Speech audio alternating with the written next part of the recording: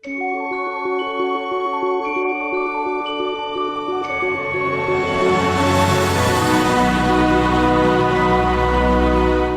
Vida a Vida está de volta, e nós estamos de volta para mais uma semana, onde a gente só tem que agradecer. Eu tenho dito o seguinte, eu não tenho mais nada que pedir, eu só tenho que agradecer, porque eu tenho recebido muito mais do que eu mereço. Eu não sei você, mas assim, a gente passa tanto tempo na vida reclamando, resmungando, e quando a gente olha de fato aonde nós estamos e por onde nós passamos, a gente para e diz assim, eu só tenho que agradecer. E eu estou vivendo exatamente essa estação.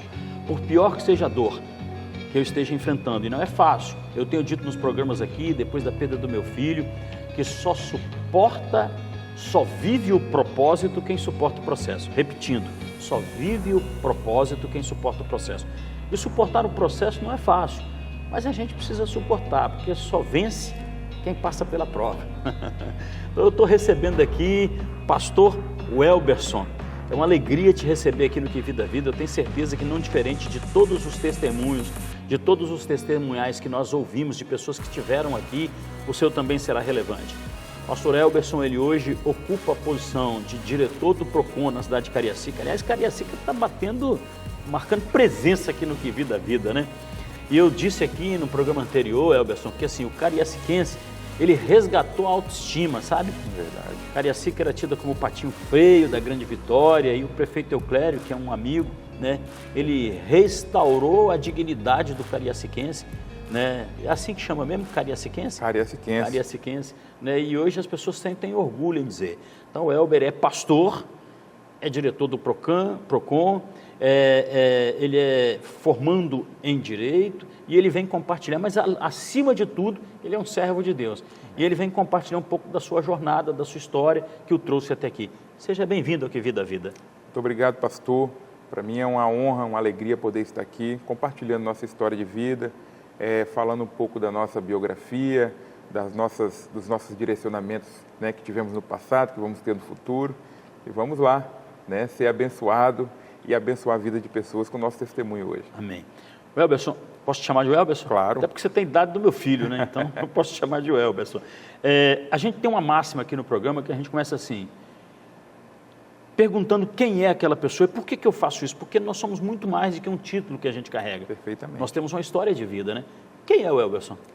Welberson é um rapaz simples, primeiramente servo do Senhor, nosso Senhor e Salvador Jesus Cristo. Amém. Uma pessoa comprometida com a família, sou casado com a Catiane, tenho 2 filhos. Nome da minha nora, rapaz. Também, muitas coincidências. Catiane vai estar nos assistindo, né? Ah, que bênção. Um abraço para ela. José Diogo, 3 anos, é o meu rapinha de tacho lá em casa. E a Lídia, que já está uma moça, né? Com 12 anos. Sou pai, sou esposo, sou pastor, sou servidor público e um servo de Deus, né? Que quer, de fato, promover o reino de Deus em todo momento. A gente compartilhava aqui em off de um pouco da sua experiência na sua infância. Você também vem de uma família disfuncional, se me permite. Claro. Né? Eu acho que isso é importante, não é para diminuir a gente, mas muito pelo contrário, para mostrar que é possível vencer, mesmo vivendo em um ambiente disfuncional, que a gente pode e deve redefinir o nosso destino, e as nossas escolhas, de fato, definem o nosso futuro. Como é que foi um pouco dessa sua infância, que aconteceu e que você deu essa virada de chave? Perfeitamente, pastor. Meu pai, né, Mauro, vou até citar o nome, né, o Mauro Soares, uma pessoa de relevância aqui no estado, na área do futebol. Minha mãe, dona Nilvane, também vai estar nos assistindo. A minha família, ela foi... eu tive com meu pai, com a família, né, vamos dizer assim, funcional até os 6, 7 anos de idade. Logo após isso, teve a separação dos meus pais. Meu pai seguiu uma carreira fora do país, né? Esteve jogando em Portugal e foi um momento difícil, né? Sempre, toda vez que há um rompimento, né, desse laço ali de forma íntima, dentro de casa, familiar, logicamente te traz traumas, te traz complexos, né? Nós vivemos com isso no decorrer da nossa infância. Era você e quantos irmãos mais?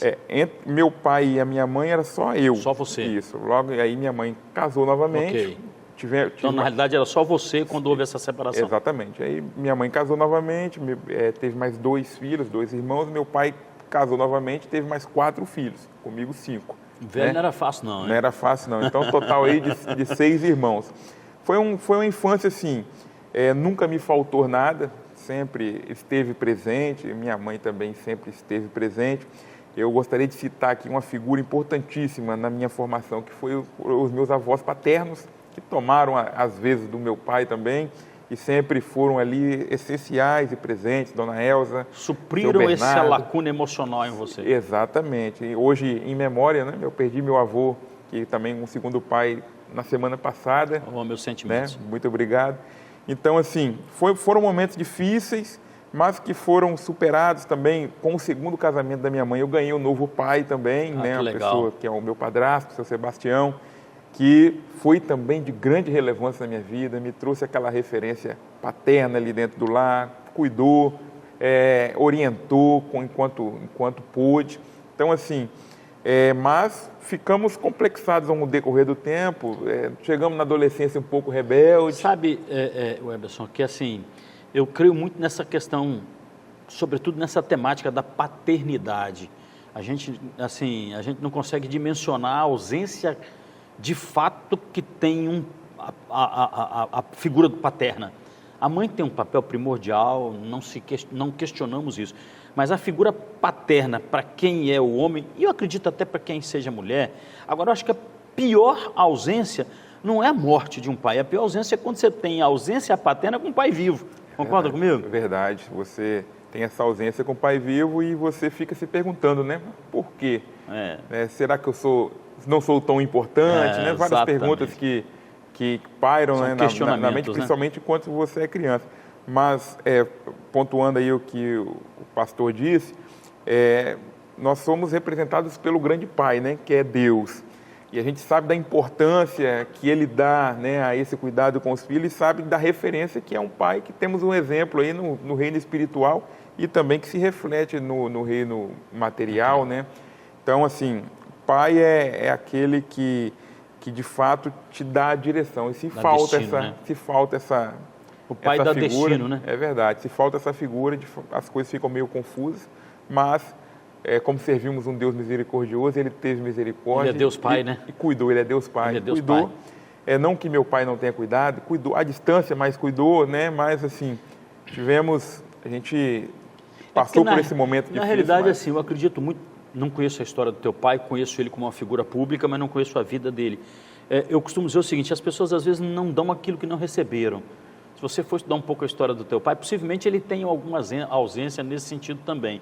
E aí vem aquela história assim, que os pais de antigamente achavam que ser pai era dar sustento material, quando na realidade é muito mais do que dar sustento material, concorda comigo? Perfeitamente. Não adianta nada você botar aspas aí de maneira bem simbólica, comida na mesa, quando você não tem presença, concorda comigo? Perfeitamente, com o decorrer dos anos, não vamos nos lembrar da comida na mesa. Exatamente. Nós vamos nos lembrar da presença, da assistência emocional, da figura de sacerdócio, né? Que às vezes sem falar, né? Às vezes sem falar, o sacerdote ali é a referência dentro do lar. Então, o maior ensinamento, né? Aquilo que fica é o legado daquela figura ali para você. Mas vamos lá, aí houve essa virada de chave, na sua adolescência você falou assim, peraí, tem um vazio aqui dentro, aí você deu uma voltinha, resolveu se distanciar do propósito, como é que foi isso? Verdade, na adolescência a gente às vezes culpa a história passada para poder justificar algumas rebeldias. Exatamente. Mas a verdade é que a vontade de experimentar as coisas, né, as paixões que esse mundo oferta, ela aflora, né, principalmente quando você não tem a sabedoria que você detém hoje, quando você está confuso, quando você não tem um direcionamento. Então nós passamos por esse momento aí, né, de rebeldia, bebida, chegando a experimentar até alguns tipos de drogas. Porém, assim, foi um período curto. O Senhor teve misericórdia, também colocou referências, homens de Deus, como o Senhor, como outros pastores, que através de uma palavra conseguiram me alcançar para Cristo, e isso foi um período entre 3 a 4 anos, né, nessa vida. Logo em seguida a gente já se encaminhou de novo, fomos alcançados por Cristo. E estamos essa virada de chave, você me disse em off que na realidade a sua mãe, lá quando você ainda na infância, ela teve um encontro com o Senhor. Isso. Não é verdade? Exatamente. E aí você de repente teve a oportunidade, se eu falar alguma coisa diferente você pode me corrigir, de repente na sua infância você teve a oportunidade de conviver um pouco nessa relação de fé. Mas você nessa relação de fé, porque a gente vai falar um pouco dessa virada de chave no bloco seguinte, nessa sua experiência aí na infância, de fato você teve uma experiência com o Salvador ou era aquela coisa, eu estou indo porque minha mãe está levando? Não tive essa experiência, a gente aquela questão, a mãe está levando, jogando só a semente, né? Está jogando a semente, lógico que ali, mesmo você ainda não tendo aquela conversão, a semente foi lançada, né? Você teve algum conhecimento, eu sou muito fã de escola bíblica, por causa da infância, né? Boa. Ali a gente teve uma base, mas não uma conversão, de conhecer a Cristo de fato. Eu conheci a Cristo de fato aos meus 16 anos de idade. Aí você foi viver a sua experiência. Aí que eu fui viver a minha experiência, ali que startou. Estamos recebendo aqui no Que Vida a Vida essa semana, pastor Welberson. Pastor Welberson está compartilhando um pouco da sua história, da sua jornada, da sua experiência de vida, dos traumas do passado, mas também das curas que Deus trouxe na vida dele. E agora no segundo bloco a gente vai compartilhar um pouco essa virada de chave, como é que ele construiu uma jornada que o trouxe até aqui. Fica ligado com a gente, rapidinho, nós estamos voltando para compartilhar um pouco do testemunho. Vocês vão ficar aí com um testemunhal da Peniel, uma igreja que tem sido relevante na cidade de Vila Velha e que tem levado as pessoas a um encontro com Cristo. Então, participe um pouco, acompanhe aí e rapidamente a gente está voltando com Que Vida a Vida.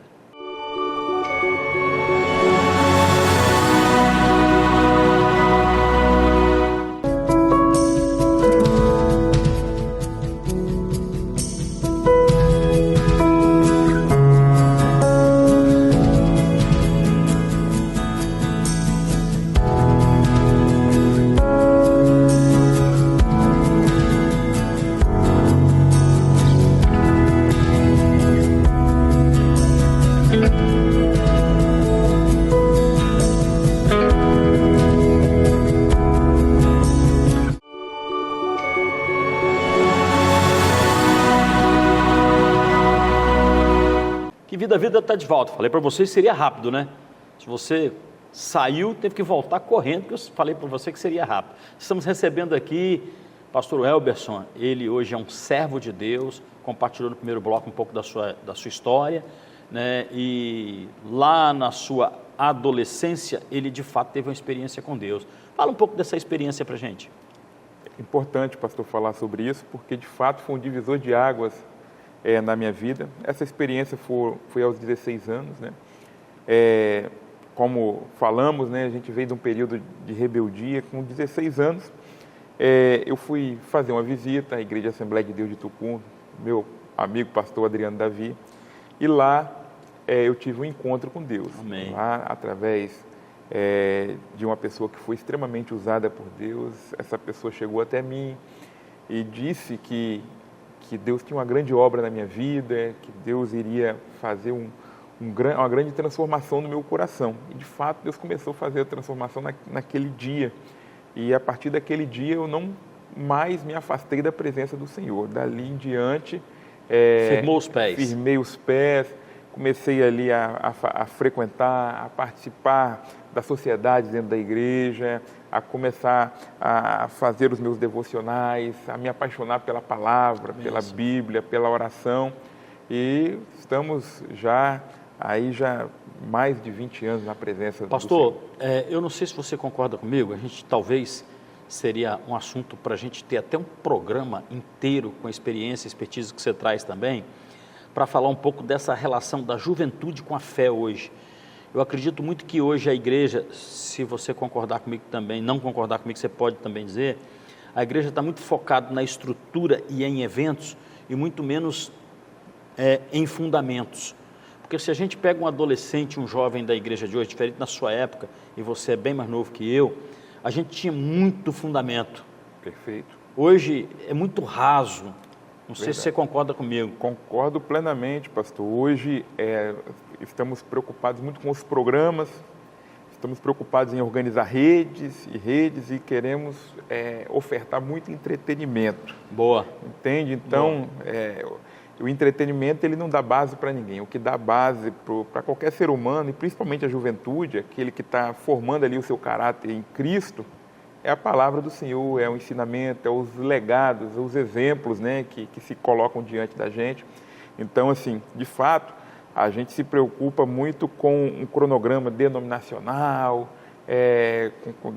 com os eventos que isso não seja relevante, né? Mas isso não é principal. É relevantíssimo, precisa de ter. É importante, mas não é o principal. Né? Mas não é o principal. O principal é você formar, né, a base na sua essência. A essência é a palavra. Então, pastor, você falou para mim aqui em off de várias experiências do ponto de vista profissional. Nós não vamos ter tempo para compartilhar de todas elas. Mas esse seu encontro, aí você casou, formou sua família, teve algumas experiências profissionais exitosas, aí esse seu encontro na área do direito, sobretudo da defesa do consumidor, como é que você deu isso? Porque isso é tão importante, porque assim, a gente durante muito tempo no Brasil, a gente andou assim, descoberto com relação a isso. A gente achava que comprava um aparelho, era sorte ou era azar, aquele aparelho dar defeito. Verdade. E é muito mais do que isso, é muito mais do que sorte e azar, é direito. E o direito do consumidor inserido dentro do contexto da lei, ele traz essa certa segurança e, sobretudo, para as pessoas de classe social inferior. Claro. Fala um pouco da sua inserção nisso, você que já está há 6 anos na coordenação do PROCON ali em Cariacica. Perfeito. E iniciou, se me permite falar, Fica à vontade. Pela confiança do nosso prefeito Euclério. Euclério tem carta branca aqui, fica à vontade. O Euclério, na verdade, ele me pegou de surpresa, pastor, porque ele falou, olha, eu preciso de alguém de confiança lá no PROCON e preciso que você assuma lá. Até então, meu conhecimento era enquanto consumidor, sabia que existia o órgão de proteção e defesa do consumidor, mas não sabia na íntegra como funcionava. Ele me deu esse treinamento, ele colocou pessoas ao meu lado para poder me explicar a funcionalidade daquilo tudo, mas foi uma paixão à primeira vista. Eu entrei na defesa do consumidor e entendi a importância social... eu ia falar exatamente sobre isso. A importância social que a defesa do consumidor exerce na sociedade. Né? Boa. Então, assim, o Código de Defesa do Consumidor...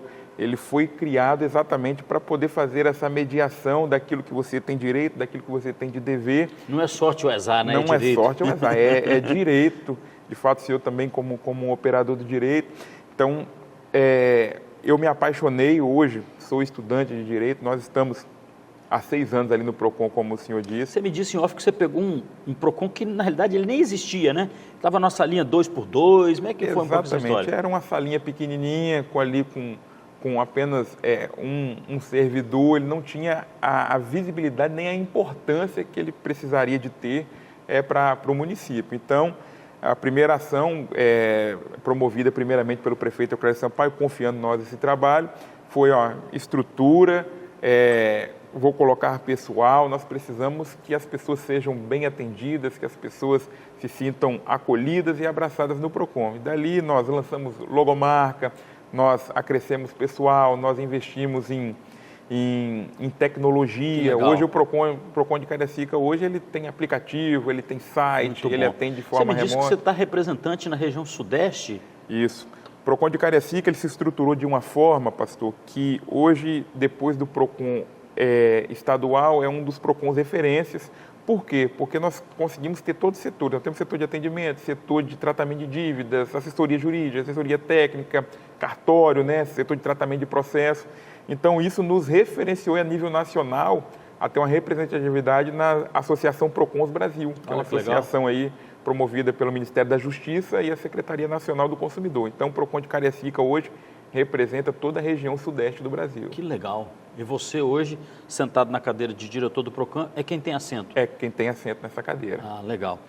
Se alguém estiver nos ouvindo, para além dessa questão de testemunho de vida que você traz, né, vindo de uma família disfuncional, virando a chave, tendo encontro sobretudo com Deus e ocupando um cargo de relevância hoje, se alguém estiver nos ouvindo, eu estou com um problema do ponto de vista jurídico, de um plano de saúde, de uma compra que eu fiz, como é que ela faz para acessar o PROCON? Olha, esse consumidor ele pode ir lá no centro administrativo, antigo Darwin, ali em Veracruz, de 8 até as 17. Ele pode ir ali com seus documentos pessoais, todas as comprovações da relação de consumo das tratativas que ele teve, que a gente vai ser muito bem atendido. Ele pode também acessar o site do Procon Cariacica, abrir a sua reclamação por lá, ele baixar o aplicativo Cariacica Online. Lá dentro também tem a aba do Procon, ele pode fazer de forma remota. Boa. Então, assim, ele tem essas 3 formas de ser atendido. E qualquer dúvida, fazer contato telefônico também, né? Nós vamos deixar na legenda depois todos os contatos. Para poder ter o melhor atendimento possível. Pastor, a gente foi muito rápido, né? Então você está convidado a voltar para falar um pouco mais da sua história, né? Assim, eu acho que os nossos ouvintes estão aí, de fato, curiosos em saber um pouco como é que você deu essa virada de página, construiu a sua família, o seu ministério, o seu encontro com o ministério pastoral. A gente nem entrou nisso. Está convidado para voltar. Tá, nós recebemos aqui hoje, no Que Vida a Vida, o pastor Welberson. É o Welberson de quê? Welberson Lima. Welberson Lima. É servo de Deus, é pai, é esposo e ocupa hoje uma posição de diretor do Procon no município de Cariacica. É uma alegria te receber, fica à vontade para se despedir dos nossos telespectadores e o convite para voltar está feito. Perfeito. Pastor, a alegria é toda minha. Muito obrigado pela oportunidade de poder estar compartilhando um pouco da nossa história. Espero que tenha servido na vida de alguém que talvez hoje esteja desmotivado, talvez está passando pela mesma situação que eu passei. Tenha esperança, tenha resiliência, tenha fé, porque o quadro muda, só depende da sua comunhão e da sua direção em relação a Deus. Amém. E Vida a Vida volta semana que vem. Fica ligado com a gente aí.